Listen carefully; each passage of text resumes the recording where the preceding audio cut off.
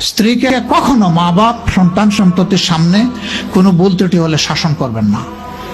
একা নিয়ে বুকে জড়িয়ে ধরে তার সমস্ত নেক কাজের স্বীকৃতি দিয়ে তারপরে বলবো যে এরকম একটা বিষয় আমি দুঃখ পাই নাই, তবে আমি চাই যে এটা তুমি কারেকশন করে নাও এবং আমি আল্লাহর দরবারে তোমার জন্য দোয়া করব।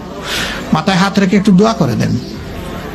এর চাইতে বড় আর কোনো শাসন হয় না। কিন্তু আপনি যদি মাকে খুশি করতে গিয়ে মায়ের সামনে তাকে ধমক দেন, তার ব্যক্তিত্বের উপর আপনি তীর ছুঁড়েছেন, আঘাত দিয়েছেন, সে ফুঁসে উঠবে। সে বলবে সব উজাড় করে তোমার এই সংসারে দিলাম, আজকে তুমিই না আমাকে এইভাবে বেইজ্জত করলে। সে মানুষ তো, তার মানবিক রিয়াকশন হবে। কাজ করবো না আমরা কেউ। আমাদের জীবনের অংশ, আমাদের হাড়ের অংশ, আমাদের কলিজার অংশকে আমরা সেইভাবে সম্মান দিব ইনশাআল্লাহ। আমরা ভালোবাসবো সে আমার স্ত্রী, আমরা শ্রদ্ধা করবো সে আমার সন্তানের মা। স্ত্রী হিসাবে ভালোবাসা পাবে, মায়ের জাতি হিসাবে সে সম্মান পাবে।